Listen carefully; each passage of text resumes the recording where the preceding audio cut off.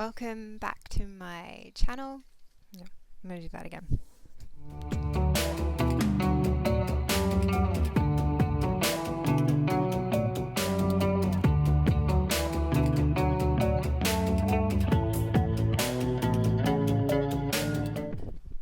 Hi, welcome back to my channel. My name is Alice. I'm a translator and I live in Paris and I like books. And I thought I'd do something really original and give you a spooky autumnal reading list. Ooh.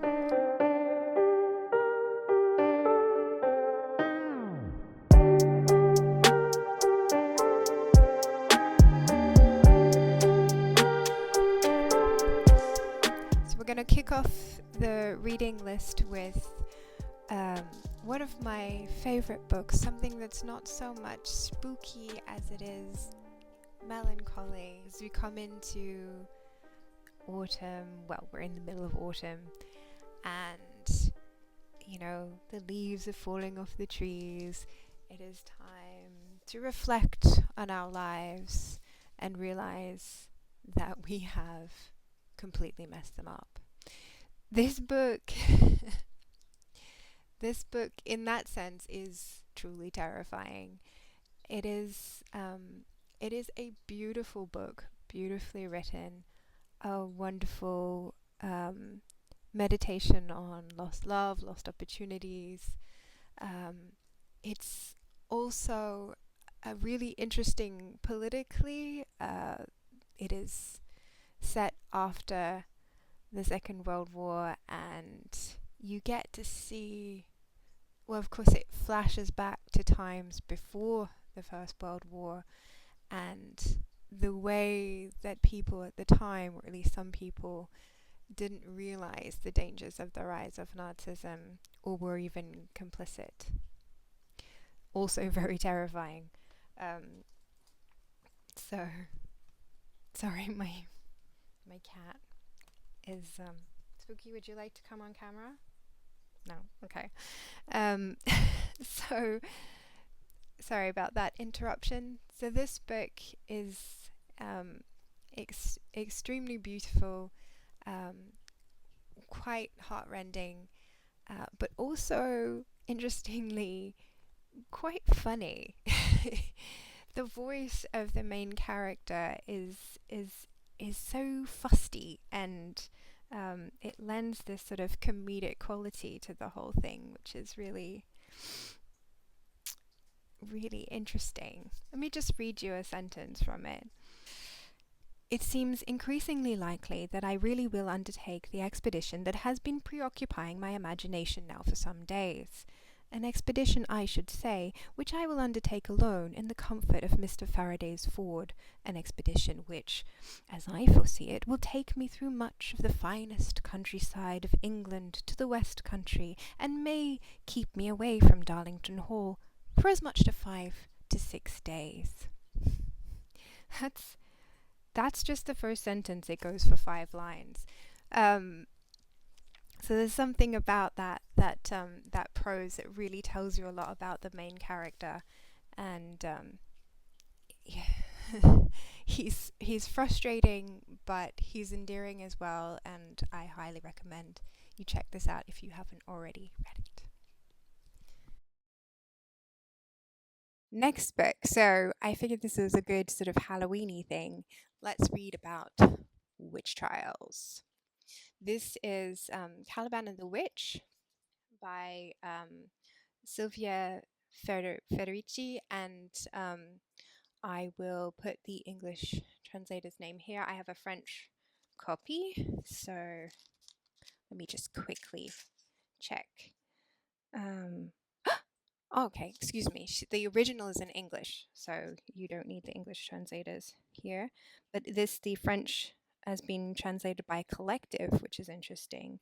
They're called Sinonevoro, and the translation was corrected by Julian Gerzanzi. So this is a good read if you want to be scared by the terrors of capitalism and the links between that and the witch trials, if I have understood correctly, which is possible that I haven't, it's quite the big sort of pretty academic text.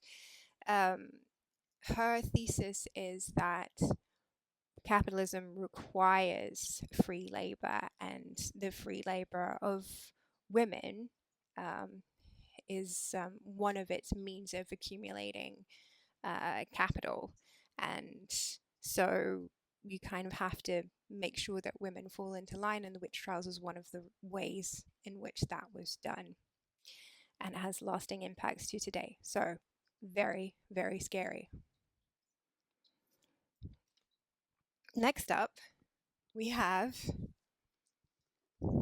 Daphne du Maurier. Now, I'm holding up a copy of Jamaica Inn because look at it, it's really beautiful.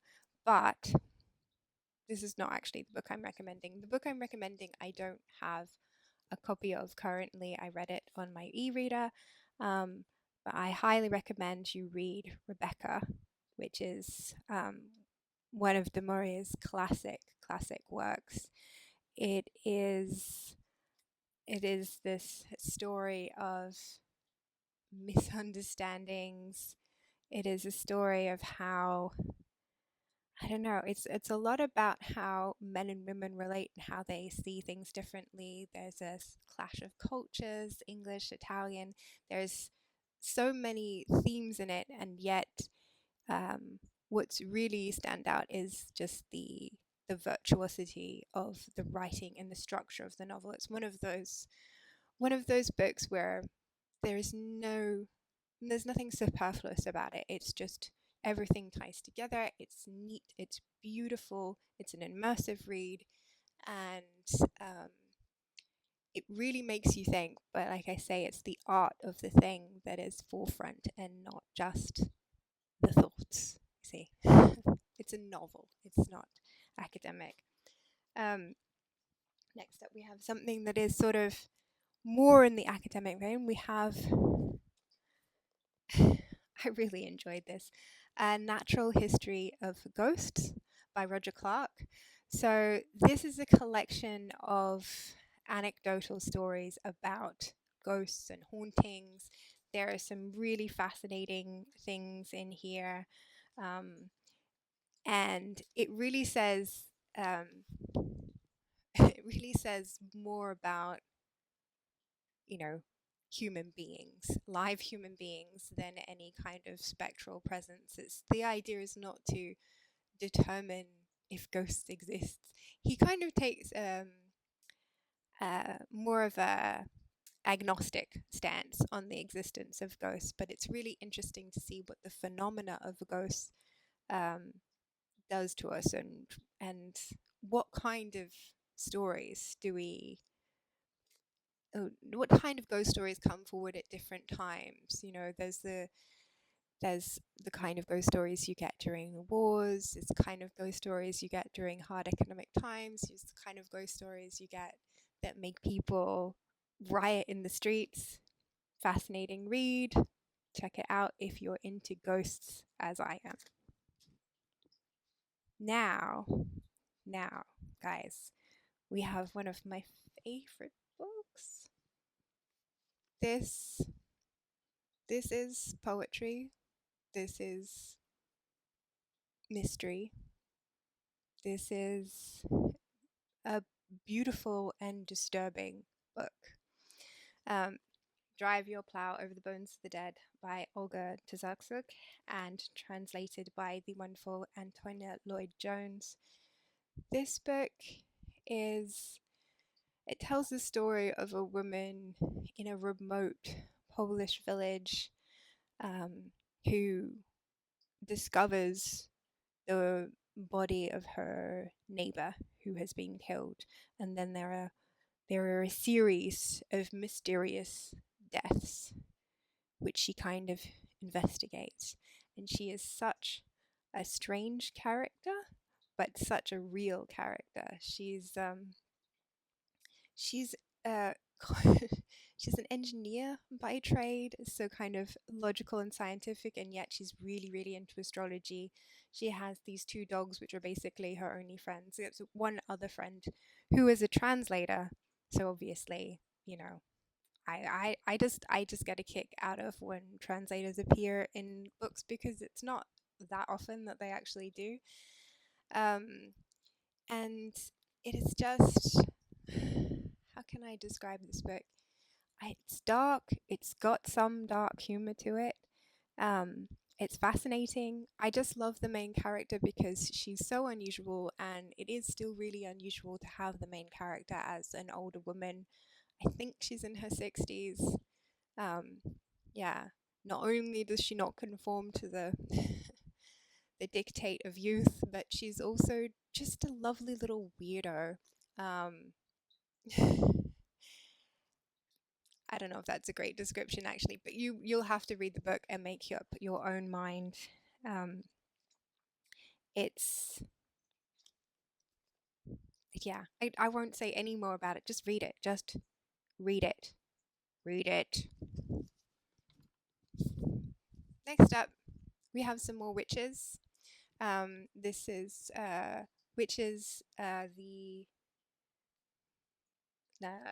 puissance invaincue des femmes. I will put the English title and translate it in the down. Well, in here somewhere, I think. Um, this was quite an interesting read. I actually found that it didn't quite give me what I was looking for. I was kind of looking for something a little bit more in depth. Um, but it does draw an interesting line again between the witch trials up to gender discrimination today, and I think it's worth a look. I think it's worth a look at if you are interested in witches, as I am also, and feminism, obviously.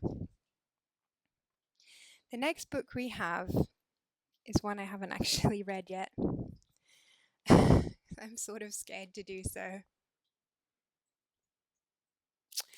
This book, Lapvona by Otisha Mosveg, is apparently very dark. There is snow, there is blood, there is a medieval setting, there is people locked in stocks, there is potentially the overthrow of kings. I don't know, I haven't read it, but yes, I can read you the back cover if you like, although you can do that yourself. Maybe I'll just leave it there. The point is that Patricia Moshfegh, I've really enjoyed her writing in the past. I've read My Year of Rest and Relaxation, Death in Her Hands, and her first novel, which the name escapes me now. It's the name of a woman, and it's very disturbing, very disturbing. As they all are in their way. My favorite was Death in Her Hands, so I could also recommend that, although I didn't quite love the ending. Interestingly, Death in Her Hands is also about an older woman sort of isolated in the woods, you know, living kind of remotely, um, and trying to solve a mystery. Yeah, I definitely recommend that one as well. But yeah, I don't have a copy of it with me, so I'm showing you Lapvona, which I will one day work up the courage to actually read. This one is a classic and quite a big one. This is the Gormenghast Trilogy by Mervyn Peake. This I absolutely love. The book is basically like the titular Gormenghast castle. It is big, it is gothic, it is rambling, it is labyrinthine, it is fascinating. Um, I love the sort of over the top burlesque kind of characters. I love the over the top setting. That, like, you know, this really really leans into gothic. If you love a gothic castle, check this out. There's even some kind of dark academia vibes in a way, because there's a part where the main character goes to school. My favorite tome is the first one, Titus Grown. And the best thing about this book, I think, is that not only is it like gothic and atmospheric and um, you know, tragic and interesting, it's also really, really silly. It's the queen in this is followed around by dozens of white cats all the time. There's a king who's obsessed with owls. It's hard to describe, but I want to read to you, if I can. Ah, the first chapter is called "The Hall of Bright Carvings." I mean, what else do you want? What more do you need in a book? Except perhaps some poems. And I'm just having a look to see if I can find. I may have to chop this.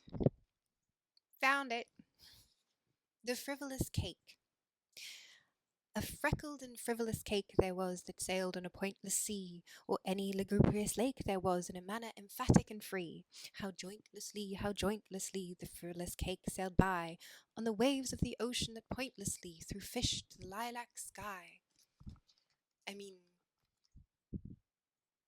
need I say more? So there's a sort of poet laureate in the castle, and he makes up these wonderful poems. Anyway, Titus Grown, Gothic, ridiculous. Read it. The last book, the last book we have. Oh my goodness.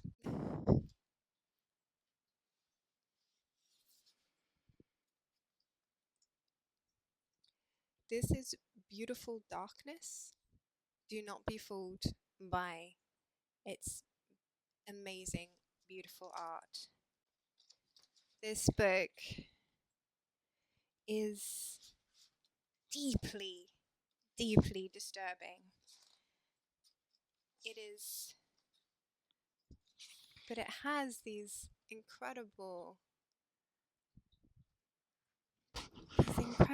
beautiful illustrations that could almost be of a children's book. Do not buy this book for your child. Don't. Don't. Do buy this book for yourself, but be prepared for each page you turn over to be like, wow, you think you've hit, you know, the darkest bit, and then you haven't. It goes further. It is quite the ride, but it is surprisingly gorgeous. It's it's a work of art, and I am glad that I've read it, glad that I own it, but part of me is a little bit damaged because of it. So read it at your own risks. So that's it. There are so many more books that I could talk about. Sort of spooky autumnal books are my favorite genre. Yeah, let me know what your favorites are down in the comments, and I will see you for another story another time. Bye, guys.